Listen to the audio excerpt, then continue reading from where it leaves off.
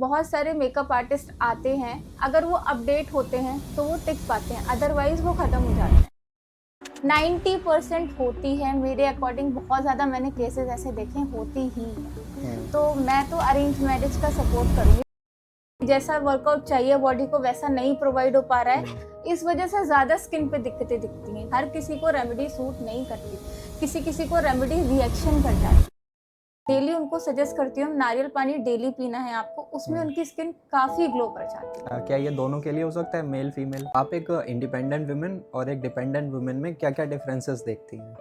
किसी के ऊपर डिपेंडेंट रहना बहुत ज़्यादा डिफिकल्ट होता है, इंडिपेंडेंट रहना बहुत ज़्यादा अच्छा होता है। अगर पर्सनली मेरी बात करूँ तो मैं तो लव मैरिज को सपोर्ट नहीं करती और अरेंज मैरिज के साथ हूँ। कंपैरिजन करें अगर अरेंज मैरिज से, तो अरेंज मैरिज में इस बंदे से शादी हो रही है जिसको हम लोग जानते ही नहीं है कि वो एक्चुअली में है क्या, उसका एग्जैक्ट बिहेवियर है क्या। अगर आप उसको भुला नहीं पा रहे हो तो आप शादी नहीं करते, वो बेटर। एक लड़की एक लड़के में क्या क्या क्वालिटीज देखती है शादी करने के लिए? तो मेन जो है वो एक लॉयल्टी है और एक अंडरस्टैंडिंग है। अगर आपके में अंडरस्टैंडिंग हो तो प्यार भी हो जाएगा, अगर आप लॉयल हो तो सामने वाले इंसान से प्यार भी हो जाएगा। आजकल की जो जनरेशन है वो ये नहीं दिखती कि आप कैसे दिख रहे हो, वो ये देखती है आप कितना अर्न कर रहे हो। शुरू शुरू में उनको ये दिखता है कि हाँ घुमा रहे हैं मुझे, वो अच्छा है, अच्छा दिख रहा है, वो अच्छा है, चाहे वो भगा के ले जाए वो भी अच्छा है। बट जो मैच्योरिटी लेवल होता है वो लोग ये सब नहीं देखते। वो लोग देखते हैं हाँ ये बंदा आपकी फैमिली को पसंद आ रहा है, फैमिली वाले सारे एग्री हो रहे हैं, इतना है। ये नहीं कि हाँ अब जो करेगा भगवान करेगा, ऐसा नहीं सोचना चाहिए।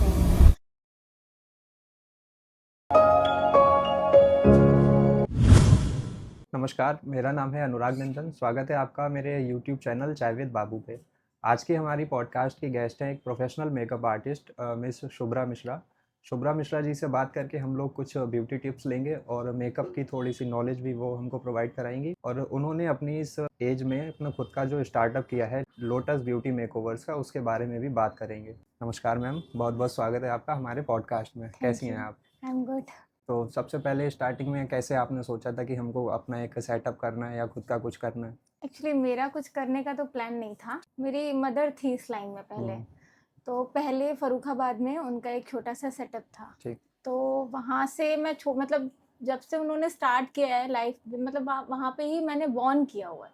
ठीक है। तब से वो ये सब कर रही हैं। तो उसके बाद जब देखते देखते देखते देखते उनकी गवर्नमेंट जॉब लग गई। फिर उनकी गवर्नमेंट जॉब लगने के बाद जब वहाँ पे कोई देखने वाला नहीं था, तब मैंने मजबूरी में वहाँ पे देखा। वो सारा आपने हैंडल किया? हाँ, जब देखा तब मुझे वहाँ पे इंटरेस्ट आया। उसके बाद फिर ऐसे इंटरेस्ट आया कि बढ़ते गए बढ़ते गए बढ़ते गए। तो आपने इसको एक प्रोफेशनल लेवल पे कैसे किया? एक्चुअली उस टाइम पे जो लाइन थी मेरी, जिस टाइम पे मैंने मदर का बिजनेस संभाला था, तो उस टाइम पे पोजीशन कुछ और थी, सिचुएशन कुछ और थी। हाँ, मैं बाहर नहीं जा सकती थी because I am single daughter. तो उस टाइम पे मैं बाहर नहीं जा सकती थी इतना ज़्यादा।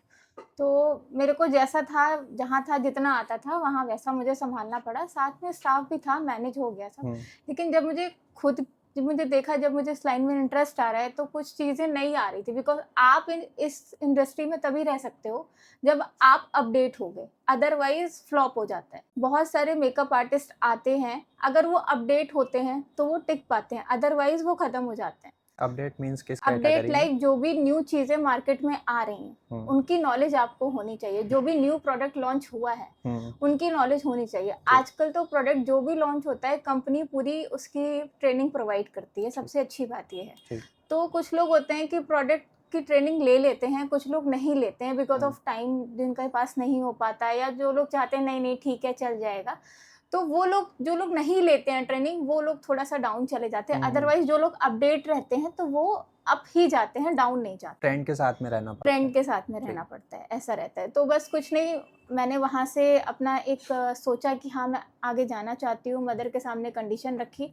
बहुत अच्छी बात थी कि मेरी मदर बहुत ज़्यादा सपोर्टिंग थी, तो उन्होंने मुझे बाहर भेजा कोर्स के लिए। मैंने लखनऊ से कोर्स किया हेयर का एंड दिल्ली से मेकअप का। तो मेरी मदर बहुत ज़्यादा सपोर्टिंग थी, उन्होंने ही सब देखा, उन्होंने ही डलवाया, उन्होंने ही सारा सपोर्ट किया। आपने जो ये कॉस्मेटोलॉजी की थी, इसमें आपने ऐसा क्या चीज़ सीखी थी जो नॉर्मल से थोड़ा सा डिफरेंस आया? मेरा जो ये था कि स्किन जो ट्रीटमेंट्स होते हैं वो ऐसा मुझे लगता है कि अभी तक यहाँ पे नहीं आया जैसा मैंने सीखा हुआ है। स्किन के ट्रीटमेंट स्किन ये ट्रीटमेंट मेकअप में इंक्लूड नहीं है। मेकअप में इंक्लूड नहीं है, ये सब चीजें अलग है। स्किन ट्रीटमेंट्स बिल्कुल अलग होते हैं। मेकअप क्या होता है आपका जो ऊपर से दिखता है, बट स्किन ट्रीटमेंट्स अंदर से ट्रीट करता है स्किन। किस कैटेगरी में स्किन ट्रीटमेंट किया जाता है? लाइक किसी के पिगमेंटेशंस जो होते हैं, जो बहुत ज्यादा ट्रेंड में आजकल, यहाँ पे बहुत ज्यादा दाग टाइप के हो जाते हैं, स्पॉट्स हो जाते हैं, एक्ने हो जाते हैं। किसी का दिक्कत होता है कि हाँ मेरा डल हो रहा है फेस, बहुत ज्यादा आजकल प्रॉब्लम है टैनिंग की, तो ये सब ट्रीटमेंट्स में आते हैं। इन सब चीजों को ठीक करना ट्रीटमेंट्स में आता है। ये जो जनरल इश्यूज हैं ये स्किन केयर पे भी डिपेंड होते स्किन केयर पे भी डिपेंड होते हैं, बट आजकल बिकॉज ऑफ बहुत ज्यादा लोग बिजी रह रहे हैं अपनी लाइफ में, शेड्यूल मैनेज नहीं हो पा रहा, डाइट मैनेज नहीं हो पा रही, वर्कआउट बॉडी जैसा वर्कआउट चाहिए बॉडी को वैसा नहीं प्रोवाइड हो पा रहा है, इस वजह से ज्यादा स्किन पे दिक्कतें दिखती हैं। जैसे पहले के लोग कहते थे पहले की स्किन तो बहुत अच्छी होती थी, अब की स्किन में दिक्कत आई बिकॉज ऑफ डाइट। आजकल का जो शेड्यूल हो रहा है उस वजह से ज़्यादा स्किन में प्रॉब्लम्स आ रही हैं। तो फर्स्टली अगर मैं किसी को ट्रीट करती हूँ तो पहले तो उनकी डाइट सही करती हूँ, उसके बाद उनको डेली मैं बोलती हूँ कि आप योगा, एक्सरसाइज या फिर आप जिम ज्वाइन करो, वर्कआउट करो। उसके बाद फिर मैं वैसे जो मेरी नॉलेज होती है उसके बाद घर से भी अगर ठीक हो सकती है तो मैं घर से ठीक करती हूँ, अदरवाइज प्रोडक्ट से ठीक करती हूँ। पहले उनको आप क्योर करने की जो भी रेमेडीज होती हैं वो बताती हैं। हाँ जी, हाँ जी। तो अगर बेसिक सबसे पहले हम लोग एक्ने ले लेते हैं जी। अगर किसी के स्किन पे ज़्यादा एक्ने हैं तो या तो वो मेडिकल प्रेफर करता है या वो जनरली यूट्यूब्स वगैरह से कुछ भी घरेलू नुस्खे अप्लाई करता है। राइट। तो क्या ऐसा करना चाहिए?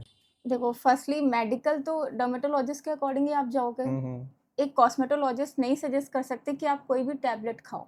हम लोग ट्रीट कर सकते हैं, एक सैलून में ट्रीटमेंट दे सकते हैं, हमारे पास जो प्रोडक्ट्स हैं उनसे, बट मेडिसिन अलाउ नहीं है हमारी लाइन में। ठीक है। जो रेमेडीज होती है ना तो वो बहुत सेफ होती हैं, बहुत अच्छी होती हैं, आराम से उसको फॉलो कर सकते हैं। बस हर किसी को रेमेडी सूट नहीं करती, किसी को रेमेडी रिएक्शन कर जाती है। ऐसा क्यों होता है? क्योंकि हर किसी की स्किन टाइप एक थोड़ी ना होती है। आपकी स्किन टाइप ऑयली है तो मेरी भी ऑयली नहीं हो सकती। 5 टाइप्स ऑफ स्किन होता है, ऑयली होता है, ड्राई होता है, नॉर्मल होता है, कॉम्बिनेशन होता है, सेंसिटिव होता है। हर किसी की स्किन टाइप एक जैसी नहीं होती है, तो हर किसी को एक रेमेडी सूट नहीं कर सकती। हर किसी के लिए अलग अलग रेमेडीज होते हैं। होम रेमेडीज 90% में से 50% को सूट कर सकती हैं, बाकी को सूट नहीं कर सकती। बाकी के लिए प्रोडक्ट्स हैं। तो अगर किसी ने अपनी स्किन टाइप आइडेंटिफाई की है और उसके अकॉर्डिंग वो रेमेडीज कर रहा है तो हाँ, तो फिर कोई दिक्कत नहीं है, तो फिर सूट कर सकती है उसको।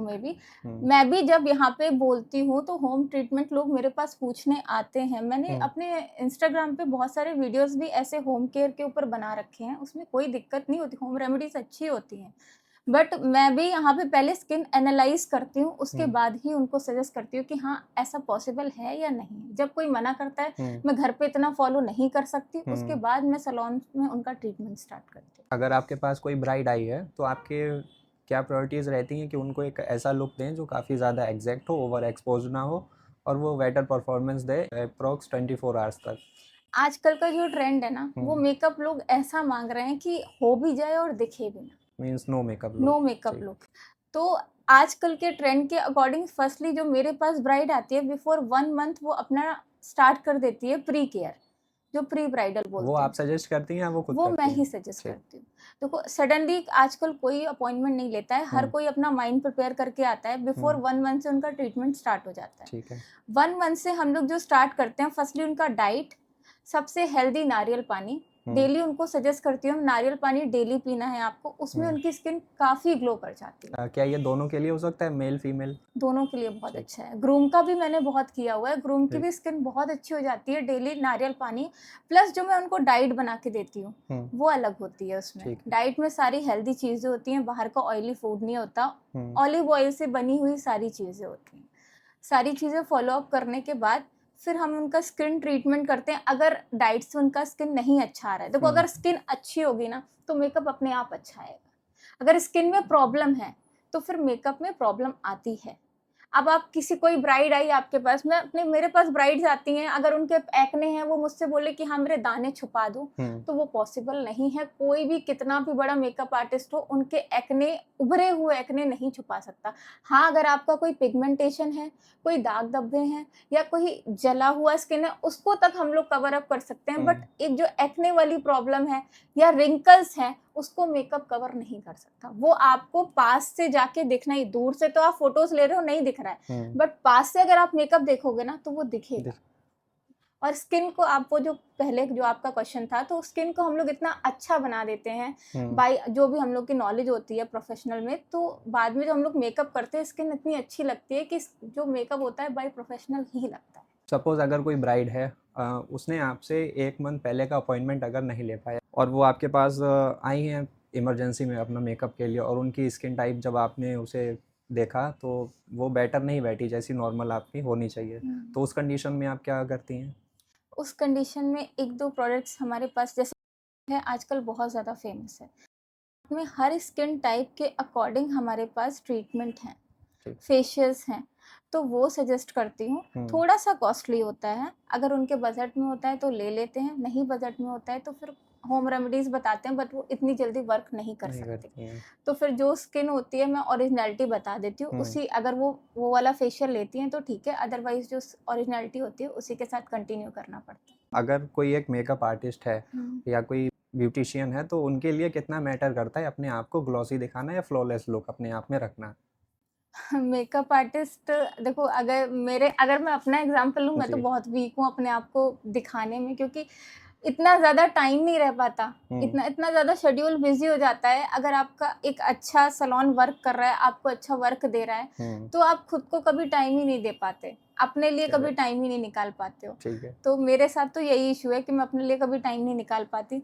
जिम ज्वाइन किया है बट कभी कदार स्किप हो जाता है, नहीं जा पाती, क्योंकि कभी कदार क्या होता है, मेकअप हमारे यहाँ 8 बजे के भी आ जाते हैं, मेकअप हमारे यहाँ 12 बजे तक भी चलते हैं, तो शेड्यूल नहीं हो पाता इतना ज़्यादा। बस जो सैलून में वो जितनी अपनी केयर कर सकती हैं डाइट से, वर्क देखो मेकअप आर्टिस्ट के लिए सबसे इम्पोर्टेंट होता है कि आप ना वर्कआउट डेली करो, सबसे ज़्यादा इम्पोर्टेंट होता है, क्योंकि आपको ना सामने वाले के सामने जो ना अपना दिखाना है कि हाँ आप कैसे दिखते हो, तभी वो इम्प्रेशन आपका अच्छा पड़ेगा, तभी वो आपको बुक करेगा ना। पर्सनैलिटी का इम्पैक्ट। पर्सनैलिटी बहुत इंपॉर्टेंट है, पर्सनैलिटी डेवलपमेंट बहुत इंपॉर्टेंट है।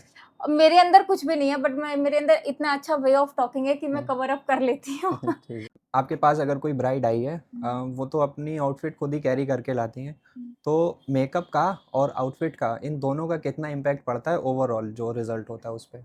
एक्चुअली एक जो परफेक्ट मेकअप आर्टिस्ट होता है ना, वो आउटफिट भी वही रखता है जो मेकअप के साथ जाता है, और ज्वेलरी भी वही रखता है जो मेकअप के साथ जाता है, या फिर आउटफिट, दोनों सब मैच होना चाहिए, सब इक्वली बैलेंस होना चाहिए। अदरवाइज आप ज्वेलरी कुछ और टाइप की ले रहे हो, बिल्कुल अलग लहंगा, आप एग्जाम्पल लाइक रेड लहंगा आप ले रहे हो, सिल्वर ज्वेलरी ले रहे हो, तो बिल्कुल अपोजिट हो गया।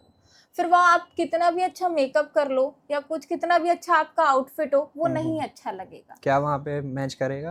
लाइक आजकल जो रेड लहंगा है उसके साथ जो आउटफिट जा रहा है, व्हाइटिश एंड ग्रीनिश में ज्वेलरीज बहुत अच्छी जा रही है। आजकल ग्रीन बहुत ट्रेंड में चल रहा है, हर चीज में आपको जो होता है कंट्रास्ट वर्क बहुत ज्यादा ट्रेंड में चल रहा है, तो वो ज्यादा अच्छा लगता है कि आप एक आर्टिस्ट से सजेस्ट कर लो, या आपको जो भी आपका आउटफिट डिजाइन कर रहा है उससे आप सजेस्ट कर लो कि इस आउटफिट के साथ कौन सी ज्वेलरी जाएगी, इस आउटफिट के साथ कैसा आपको हेयर रखना चाहिए, ये सब आपको मेकअप आर्टिस्ट सजेस्ट कर सकते हैं, जो आपका आउटफिट डिजाइनर है वो सजेस्ट कर सकता है। लोग खुद से अपनी चॉइस बना लेते हैं, तो वो थोड़ा सा अजीब लगता है, और लगता है। तो मैं चाहती हूँ, एक दिन होता है ब्राइड का, तो वो अपना जो भी है एक मेकअप आर्टिस्ट से सजेशन ले लें, या फिर एक डिज़ाइनर से सजेशन ले लें, वो ज़्यादा बेटर है, क्योंकि एक चीज़ की वजह से मैं नहीं चाहती कि पूरा आउटफिट खराब लगे या पूरा मेकअप खराब।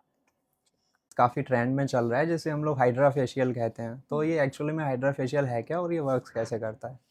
हाइड्रा फेशियल आजकल बहुत ज़्यादा ट्रेंड में है। लाइक होता है ना, मैंने आपको क्या, अपडेट होना बहुत इंपॉर्टेंट है, ऐसे ही फेशियल का एक अपडेट आया है कि हाइड्रा फेशियल। तो हाइड्रा फेशियल में हमारी जो स्किन होती है उसकी 3 लेयर्स होती है, एपिडर्मिस, डर्मिस, हाइपोडर्मिस।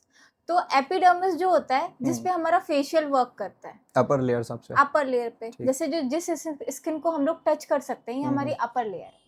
तो इस पे हम लोग नॉर्मल फेशियल्स करते हैं, जितना जैसे फ्रूट हो गया, पपाया हो गया, VLCC हो गया, लोटस हो गया, O3, ये हमारी अपर लेयर पे वर्क करते हैं। जो हाइड्रा फेशियल होता है वो डीपली क्लीन करता है हमारी स्किन को। सेकेंड लेयर जो हमारी स्किन की होती है, जिसको हम लोग बोलते हैं डर्मिस, डर्मिस लेयर को क्लीन करता है कौन? Hydra facial.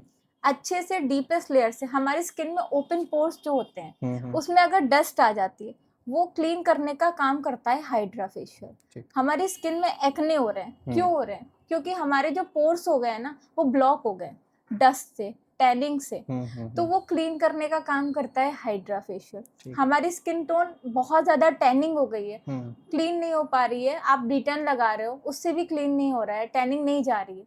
टैनिंग को डीपेस्ट तरीके से हटाने का काम करता है हाइड्रा फेशियल। हम्म, बहुत सारे लोगों की पिगमेंटेशन होती है, एक बार में तो क्लीन नहीं करेगा, बट ठीक। अगर आप 3 से 4 सेटिंग लेते हो हाइड्रा फेशियल की, तो पिगमेंटेशन को बहुत ज़्यादा लाइट कर देता है, और डाइट को साथ में मेंटेन रखना पड़ता है। अगर आप पिगमेंटेशन का ट्रीटमेंट ले रहे हो, हाइड्रा फेशियल ले रहे हो, साथ में डाइट मेंटेन कर रहे हो, प्लस जो आपको प्रिकॉशंस दे जा रहे हैं वो आप कर रहे हो, तो पिगमेंटेशन को बहुत अच्छी तरीके से लाइट कर देता है हाइड्रा फेशियल। किसी की स्किन फेयर होती है, किसी की बहुत डार्क कॉम्प्लेक्शन होता है, और मिथ उन लोगों में ये होता है कि जो मेकअप फेयर स्किन वाले अप्लाई करवाते हैं वो एक अच्छे से निखर के आता है, और हम अगर कोई मेकअप करवाएंगे तो उसका ज़्यादा इम्पैक्ट हमारी पड़ेगा नहीं चेहरे पे।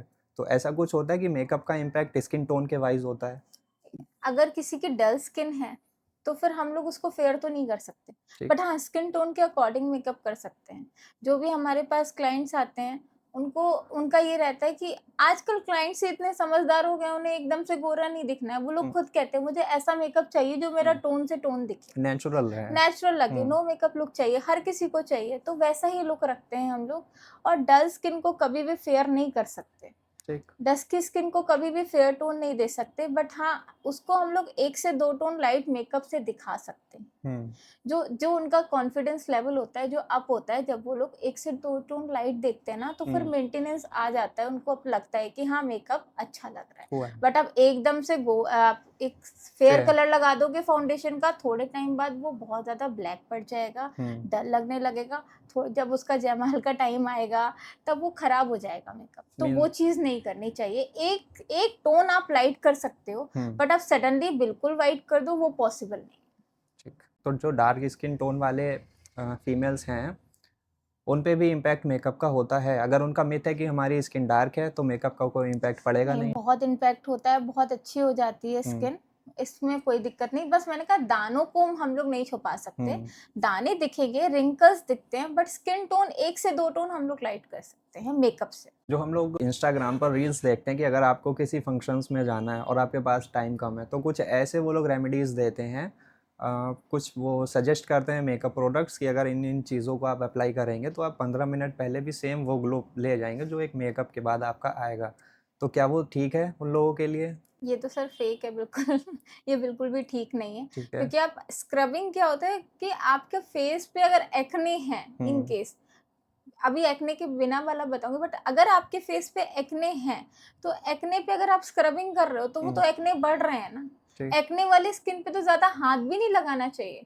यहाँ पे अगर मेरे दाना है, यहाँ पे आप बार बार टच करोगे तो वो बढ़ेगा, किसी को बार बार पिन करोगे तो वो और ज्यादा एंग्री होगा ना।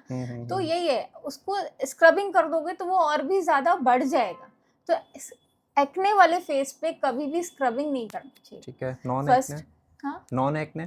नॉन एक्ने वाले फेस का ये रहता है कि आप स्क्रबिंग कर सकते हो, बट बिफोर 2 to 3 डेज, तुरंत तुरंत नहीं कर सकते। स्क्रब का काम होता है हमारे पोर्स को क्लीन करना।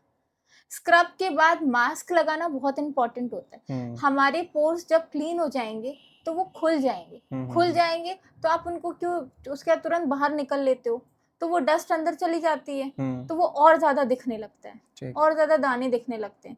तो स्क्रब के बाद मास्क लगाना इंपॉर्टेंट होता है, चाहे वो कोई सा भी मास्क हो। आप होममेड मास्क बना लो, बेसन, दही और एलोवेरा लेके एक होममेड मास्क बना लो, चाहे वो लगा लो, या फिर एक मार्केट से कोई भी अच्छे ब्रांड का मास्क ले आओ, वो लगा लो। स्क्रबिंग के बाद आपके पोर्स जब ओपन हो जाते हैं उनको क्लोज करने के लिए फेस मास्क लगाना बहुत ज़्यादा इम्पॉर्टेंट है। उससे कोई दिक्कत नहीं होगी आपको, फिर कोई एक्ने नहीं आएगा आपको। अगर आप ऐसे ही छोड़ देते हो तो फिर एक्ने आएगा। तो अभी आपने बताया था कि आपको टाइम का काफ़ी ज़्यादा इशू रहता है, ठीक।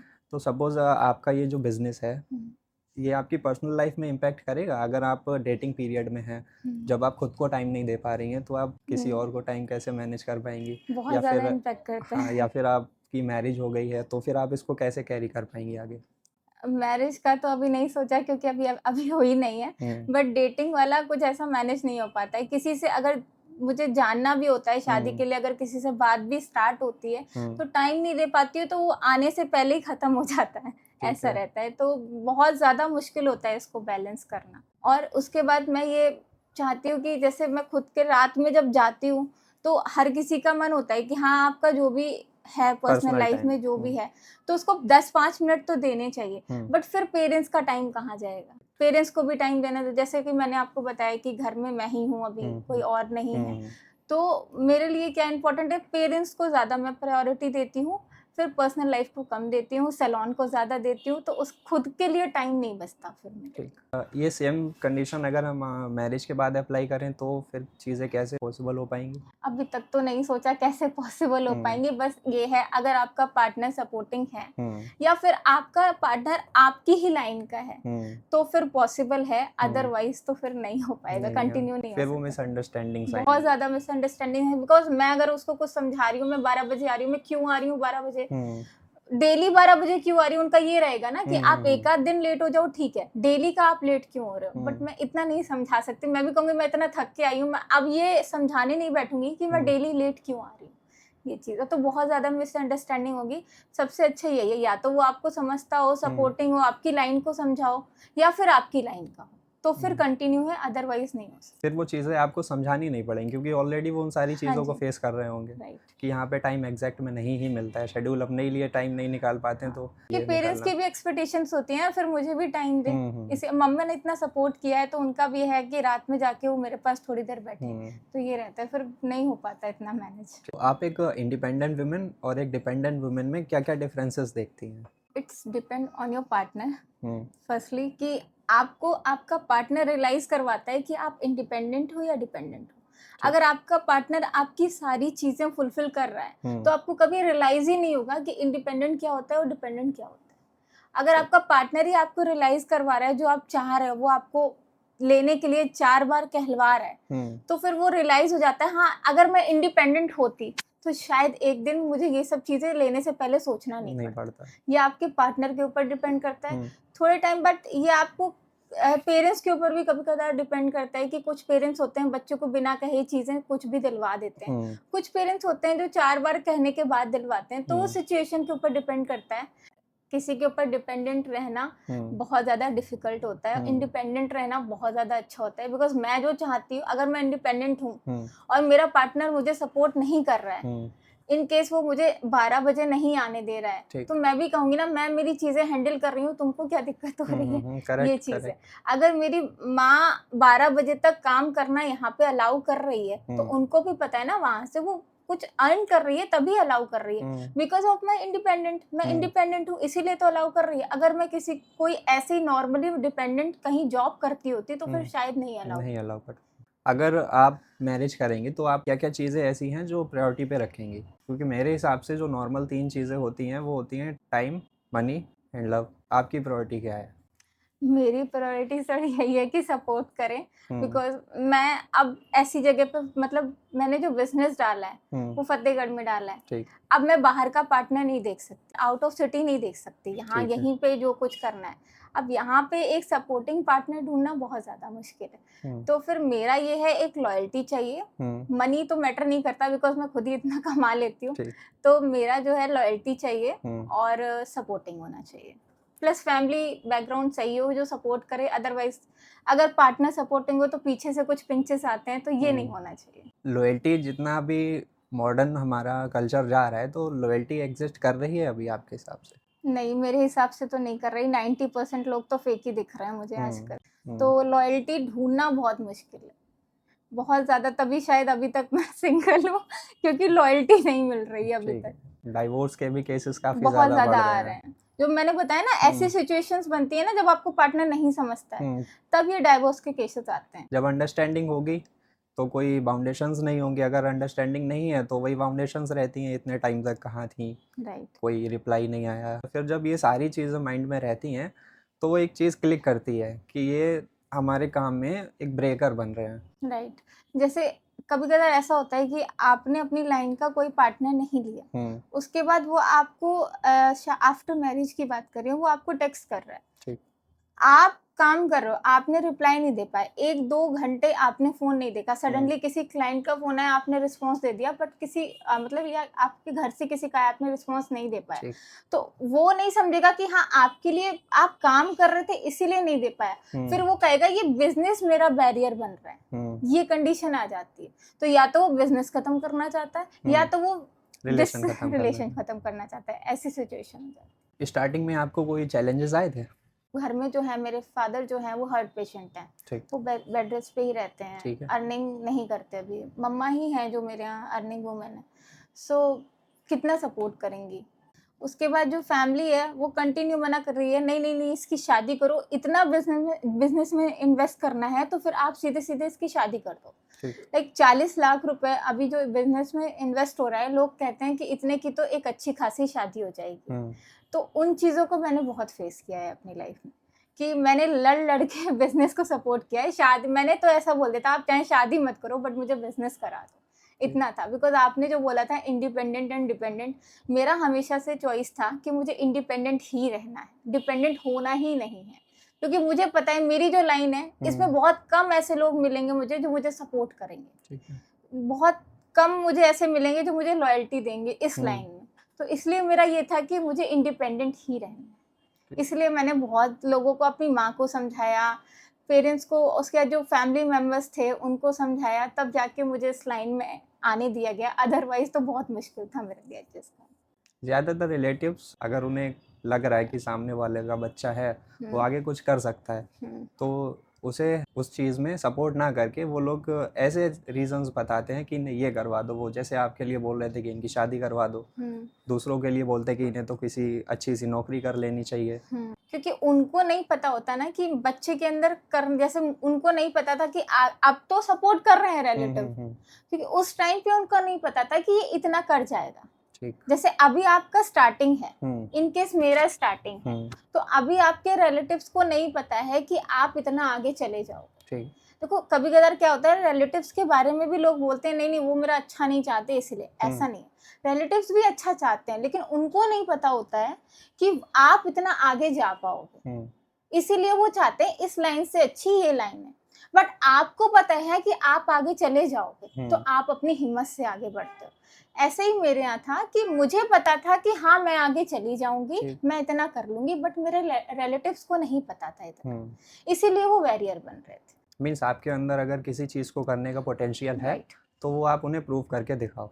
अगर मैं चाहूँ तो उन्हें इससे भी बड़ा सेटअप करके दिखा सकती हूँ। अगर मेरे अंदर है ही नहीं कि हाँ हाँ इतना ही ठीक है, मैं इतने में ही सेटिस्फाई हूँ, तो फिर मैं इतने में इससे आगे नहीं बढ़ पाऊंगी। अगर इच्छा होती है ना अंदर की करने की, तो कुछ भी इंसान कर सकता है। कभी आपने ये रियलाइज किया कि बीइंग अ वुमेन मुझे ज्यादा चैलेंजेस फेस हुए हैं स्टार्टअप करने में? नहीं, इस लाइन में तो मुझे ऐसा नहीं लगा इतना ज्यादा कि मुझे ज्यादा चैलेंजेस फेस करने को मिले। बस क्लाइंट्स के साथ कभी कभार ऐसा होता है कि मेन मतलब इस लाइन में अगर आपको दिक्कत आती है मेनली तो वो स्टाफ की आती है। बिकॉज यहाँ पे अगर आप कानपुर, आगरा, लखनऊ में करोगे तो वहाँ पे स्टाफ आपको प्रोफेशनल और अच्छा मिल जाता है, यहाँ आपको लिमिटेड मिलेगा। ये चैलेंजेस आते हैं। मेन सैलून, हर सैलून ओनर सिर्फ स्टाफ से थोड़ा सा, इस लाइन में स्टाफ से थोड़ा सा डिसबैलेंस हो सकता है, अदरवाइज कोई चैलेंजेस नहीं आते हैं, सब कुछ बेटर रहता है, आपका सैलून अच्छा चल रहा है सब, क्योंकि आपको जो सपोर्टिंग हैंड होते हैं ना वो स्टाफ ही होता है, तो आप अकेले सब कुछ हैंडल नहीं कर सकते। तो अगर आपका स्टाफ अच्छा है ना तो आप कितना भी आगे जा सकते हो। वही अगर आपका स्टाफ ही नहीं सपोर्ट कर रहा है तो फिर आप वहीं पे रुक के रह जाओगे। क्लाइंट्स 1 से 2, 2 से 3 तभी बढ़ेगा जब आपका स्टाफ सपोर्ट करेगा। क्या शुभ्रा मिश्रा की कोई ऐसी साइड है जो लोगों ने सोशल मीडिया पर देखी है लेकिन उसके अलावा भी है? एक्चुअली क्लाइंट के सामने तो मुझे हमेशा प्रोफेशनल ही बिहेव करना पड़ेगा, करेक्ट, बट स्टाफ के सामने भी प्रोफेशनल बिहेव करना पड़ेगा। बट अंदर का अभी हुई मैं कितने साल की, जो बचपना जाएगा वो कहाँ जाएगा, तो वो चीज़ जो है वो अभी सोशल मीडिया पे नहीं दिखती है। और पर्सनल लाइफ में मैं बहुत ज़्यादा घूमने वाली या ऐसी चीज़, घूमने को तो नहीं मिल पाता क्योंकि बिजी शेड्यूल इतना है, मैं बहुत ज़्यादा घूमना चाहती हूँ लाइफ में। बस ये है, बहुत ज़्यादा लाइक घूमना है और अपनी लाइफ में आगे बढ़ना है, ये सब चीज़ें हैं जो किसी के साथ शेयर नहीं कर पाती। तो ये एक मेरा सेकंड है कि हाँ अपने अंदर ही अंदर चीज़ें रह जाती हैं, किसी से कह नहीं पाती, बिकॉज प्रोफेशनल लाइफ बहुत ज़्यादा आ गई है अब मेरे इंटरनल में। कभी कभार पेरेंट्स के सामने भी ऐसा लगता है कि हाँ बहुत ज़्यादा प्रोफेशनल हो रही हूँ, बहुत ज़्यादा सीरियस हो रही हूँ। तो ऐसा लगता है मुझे कोई ऐसा फेस है मेरे अंदर जो मैं इंस्टाग्राम के सामने नहीं ला पाती हूँ। अब फिटनेस का रोल क्या रहता है वुमेन्स की लाइफ में, अगर प्रोफेशनली वे को साइड में रखें तो? फिटनेस का रोल ये रहता है कि आपको अगर किसी लाइक आपने कुछ पहना तो 90% तो आपकी पर्सनैलिटी पे वो डिपेंड करता है, वो आप पे अच्छा लगे या नहीं लगे। अगर आपने कोई टॉप पहना है या आपने कोई सूट पहना है या कुछ भी पहना है, अगर आपकी पर्सनैलिटी अच्छी होगी तो वो अच्छा लगेगा। अगर आपकी पर्सनैलिटी हैंगर टाइप है तो फिर वो इतना ज़्यादा अच्छा नहीं लगेगा। तो फिटनेस इसीलिए मैटर करती है हमारी लाइफ में कि आप डेली रूटीन में योगा करो ताकि कोई भी आप कपड़ा पहनो तो वो आपके ऊपर अच्छा लगे। पर्सनैलिटी सामने वाले के सामने जो आप जाओगे ना, अपनी आपकी पर्सनैलिटी अच्छी होगी तो उसका अलग इम्पैक्ट पड़ेगा आपकी लाइफ में। तो लव मैरिज के पॉजिटिव और negative points plus arrange marriage के पॉजिटिव और नेगेटिव पॉइंट्स। अगर पर्सनली मेरी बात करूँ तो मैं तो लव मैरिज को सपोर्ट नहीं करती और अरेंज मैरिज के साथ हूँ, क्योंकि लव मैरिज में पहले तो चल जाता था कि हाँ सच में एक लॉयल्टी होती थी। आज के टाइम में नहीं है। आज के टाइम में लोगों के पास ऑप्शंस बहुत आ गए। लोगों के पास सोशल मीडिया को ले लो आप या फिर बाहर भी फ्रेंड्स में ले लो आप, तो ऑप्शंस आ गए। इससे बेटर ये नहीं हो रहा तो उससे बेटर ये हो सकता है। तो बेटर की तलाश में लोग लॉयल्टी खोते जा रहे हैं, जिसमें लव मैरिज जो है सक्सेस नहीं हो पा रही। लेकिन लव मैरिज अगर किसी ने की है तो उन दोनों में ना एक अंडरस्टैंडिंग का पॉइंट बढ़ जाता है, दोनों एक दूसरे को ज़्यादा समझते हैं। इन कंपैरिजन करें अगर अरेंज मैरिज से, तो अरेंज मैरिज में इस बंदे से शादी हो रही है जिसको हम लोग जानते ही नहीं है कि वो एक्चुअली में है क्या, उसका एग्जैक्ट बिहेवियर है क्या। लव मैरिज में ये रहता है कि अंडरस्टैंडिंग चल जाती है, बट वो कितने टाइम तक चलती है? बहुत कम टाइम तक चलती है। वही आप अगर अंडरस्टैंडिंग, तो आजकल लव मैरिज अरेंज मैरिज में क्या ही फर्क रह गया है। शादी से पहले भी तो लोग अंडरस्टैंडिंग करने के लिए बहुत टाइम होता है ना। शादी से पहले लोग बात करने लगते हैं, तो वो भी अंडरस्टैंडिंग के लिए आपको एक प्रॉपर टाइम मिल रहा है, तो फिर उस टाइम में आप अंडरस्टैंड कर लो एक दूसरे को। बाद में आप फिर उसके बाद आप शादी के लिए आगे बढ़ जाओ, ये भी सिचुएशन एक हो सकती है। लव मैरिज का क्या रहता है, पूरी रिस्पॉन्सिबिलिटी फिर आप ही की रहती है। पेरेंट्स हट जाते हैं उसमें, पेरेंट्स हट जाते हैं, फिर पेरेंट्स बाद में इस चीज का फिर बहुत ताना देते हैं। अगर सक्सेस नहीं रहती है फिर बाद में इस चीज का बहुत ज्यादा ताना, अगर कुछ नेगेटिविटी होती है, कुछ भी नेगेटिव, और आजकल होती ही है, 90% होती है मेरे अकॉर्डिंग। बहुत ज्यादा मैंने केसेस ऐसे देखे, होती ही है। तो मैं तो अरेंज मैरिज का सपोर्ट करूंगी। आपको अगर जानना है तो आप थोड़ा सा पहले से टाइम ले लो, 1-2 महीने का टाइम ले लो, उसमें आप जान लो, वो ज्यादा बेटर है। आज के मॉडर्न टाइम पीरियड को देखते हुए अगर किसी की अरेंज मैरिज हुई है, सपोज मेरी अगर अरेंज मैरिज हुई है किसी से, और हमें मैरिज के बाद ये पता चलता है कि इनका पास्ट में कोई रिलेशन रह चुका है, तो क्या हमें उस पॉइंट पे डिबेट करनी चाहिए उनसे या उसको बस स्किप कर देना चाहिए? उस पॉइंट पे डिबेट करके कोई फायदा है? मेरे अकॉर्डिंग तो नहीं है, क्योंकि अब तो जो शादी तो हो चुकी है, और अगर वो शादी के बाद आपकी लाइफ में इंटरफेयर कर रहा है तो शायद आपको डिबेट करना चाहिए। अदरवाइज वो लड़की आपकी लाइफ में जो आई है, शादी के बाद उस बंदे को छोड़कर आई है, तो फिर मुझे नहीं लगता डिबेट करना चाहिए, क्योंकि वो अपना खत्म करके ही आई होगी तभी आपसे शादी करी। शादी से पहले जो आपको टाइम मिलता है वो आपकी गलती है कि आपने नहीं पूछा कि आपका अगर ऐसा पास्ट रिलेशनशिप कोई था तो आप बता दो। तो ये जो सामने वाले इंसान की गलती रहती है। अदरवाइज शादी के बाद बहुत कम ऐसे होते हैं जो अपने रिश्ते खराब करें। सब समझदार होते हैं, सब अपने पास्ट लाइफ को पीछे छोड़ के आते हैं, और कोई आजकल ऐसा नहीं है जिसकी पास्ट लाइफ नहीं होती है। सबकी पास्ट लाइफ होती है। बहुत नॉर्मल सी लड़की को ले लो, बहुत नॉर्मल से लड़के को ले लो, सबकी पास्ट लाइफ होती है। कुछ ना कुछ एक्सपीरियंस, क्यों ना स्कूल में हुआ हो, 5th क्लास में हुआ हो या फिर 10th क्लास में हुआ हो, वो होता ही है। लाइफ में सबका एक्सपीरियंसेस होते हैं। अब एक पास्ट लाइफ की छोटी सी सिचुएशन से आप इतना बड़ा बना रहे हो, अपनी मैरिज लाइफ खराब कर रहे हो, तो ये गलत है। लेकिन कुछ लोग होते हैं जो पास्ट के रिलेशंस आफ्टर मैरिज भी कैरी ऑन करते हैं, तो वो एक बहुत बड़ा ट्रॉमा बन जाता है उन तीनों लोगों के लिए। फिर तो तीनों की लाइफ खराब हो रही है ना। सामने वाले इंसान पे भी आप कंसंट्रेट नहीं कर पा रहे हो, जो शादी करके आई है उस पे भी कंसंट्रेट नहीं कर पा रहे हो। तो जो ये 3 रिलेशनशिप चला रहा है, जो बीच वाला मेंबर है वो खराब है, वो नहीं सही। जो बीच में, जो अगर आपने मान लो शादी करी है और आप अपनी पास्ट वालों को साथ कंटिन्यू कर रहे हो, तो फिर आपने शादी क्यों करी, जो नेक्स्ट बंदी थी उसकी लाइफ क्यों खराब करी। इससे अच्छा आप शादी नहीं करते। अगर आप उसको भुला नहीं पा रहे हो तो आप शादी नहीं करते, वो बेटर था। ये दोनों के लिए अप्लाई होता है, मेल्स के लिए भी फीमेल्स के लिए, दोनों के लिए अप्लाई होता है। अगर आप भूल नहीं पा रहे हो तो आपको शादी ही नहीं करनी चाहिए, ये ज्यादा बेटर है। बट किसी की लाइफ मत खराब करो, जो नेक्स्ट आया है ना उसकी लाइफ मत खराब करो। आपके जिससे वैसे आपसे मान लो किसी की शादी हुई है, आप ठीक। उसको भी खुश रख रहे हो, ठीक और है। जो आपके पास्ट में है आप उसको भी खुश रख रहे हो। किसकी लाइफ खराब हो रही है? मेरी।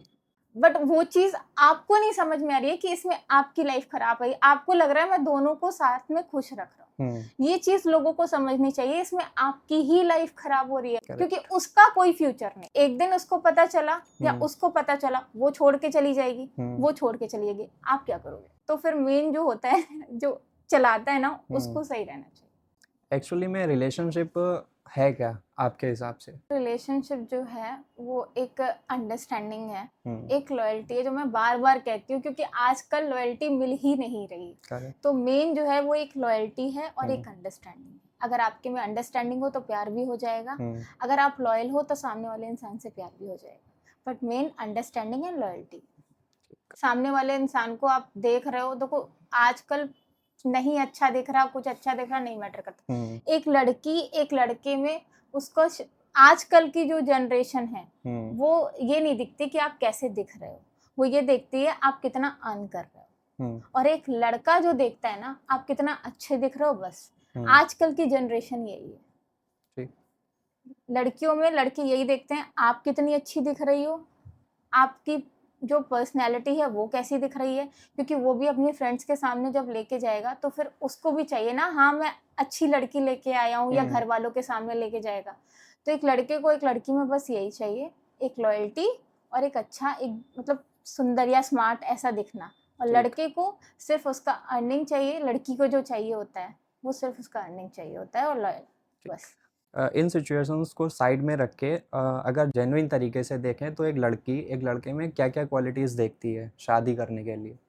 अगर आप टीनेजर में जाओ तो उनकी चॉइसेस अलग होती हैं, उसके बाद एक मैच्योरिटी में जाओ तो उनकी चॉइसेस अलग होती हैं। पहले टीनेजर्स की बात करते हैं। पहले टीनेजर्स में जाओ अगर आप, तो उनको चाहिए मेरा बंदा बहुत स्मार्ट होना चाहिए, गुड लुकिंग होना चाहिए, गुड लुकिंग होना चाहिए।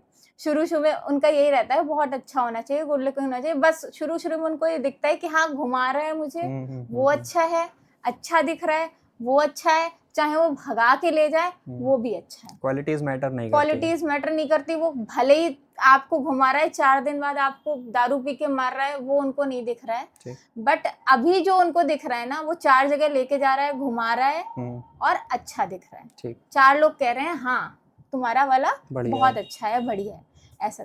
बट जो मैच्योरिटी लेवल होता है वो लोग ये सब नहीं देखते। वो लोग देखते हैं हाँ ये बंदा आपकी फैमिली को पसंद आ रहा है, फैमिली वाले सारे एग्री हो रहे हैं, प्लस आपका अर्निंग अच्छा होना चाहिए, और सेकंड आप लॉयल कितने। ये डिफरेंस होता है मैच्योरिटी लेवल में और टीनेजर। स्पिरिचुअलिटी में है आप? भरोसा है पर अंधा भरोसा नहीं कि हाँ जो करेगा वो भगवान ही करेगा, ये नहीं, खुद भी कुछ करना है। कि अब मेरे अंदर मतलब मेरा जैसे मुझे कुछ बड़ा करना है तो मेरी माँ कहती है कि इतना बड़ा आप मत सोचो, जितना आपको दिया ना उतने में खुश रहो। तो मैं ये कहती हूँ क्यों ना सोचूं मैं इतना बड़ा, जब तक सोचूंगी नहीं तब तक करूंगी कैसे। जैसे मुझे अभी कोई जगह खरीद के सैलून डालना है तो मम्मी कहती अरे इतना ही रखो, जितना अभी इतना अच्छा खासा चल रहा है तो इससे आगे क्यों बढ़ना है आपको। तो मैं कहती हूँ क्यों ना बढ़ूं, अगर सोचूंगी नहीं तो करूंगी कैसे। तो ये चीज मेरे अंदर है कि अगर मैं सोचूंगी नहीं तो करूंगी कैसे। वो एक कोट है, अगर आप भगवान से मांगते हैं कि हमें मैराथन जीतना है तो वो आपको शूज दे देंगे, ना कि आपको स्टार्टिंग पॉइंट से उठा के एंड तक पहुंचा देंगे। राइट। तो अभी तो जितना पहले तो मैंने छोटा सा ही सेटअप सोचा था, मम्मी तो कह रही थी उतने में ही खुश रहो तुम, इससे आगे क्यों बढ़ना। बट मैं बड़ी, मैंने सोचा तभी तो मैं बढ़ी ना। तो ऐसा ही है, तो भगवान का काम है कि आप अपना माइंड प्रिपेयर रखो, अच्छे से आप आगे मेहनत करो, इतना है। ये नहीं कि हाँ अब जो करेगा भगवान करेगा, ऐसा नहीं सोचना चाहिए।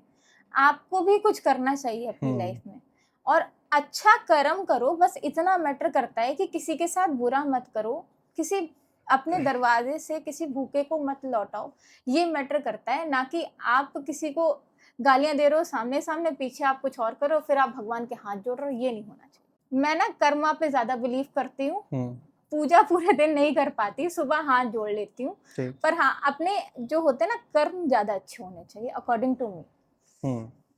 भगवान का भी यही कहना है कि अगर तुम्हें किसी भी चीज़ बड़े चीज़ पे काम करना है तो तुम उसके लिए काम करो, अपने एफर्ट्स लगाओ, रिजल्ट पॉजिटिव आएगा या नेगेटिव आएगा वो तो मेरे हाथ में है, लेकिन तुम्हें अपना काम करना है। राइट। और कुछ लोग हैं जो उन्होंने बोला कि हमें ये चीज़ चाहिए, अब बस वो हमें भगवान ला के दे भगवान दे, ला के देगा, कहीं बस से भी वही ला के नहीं दे होना। दे।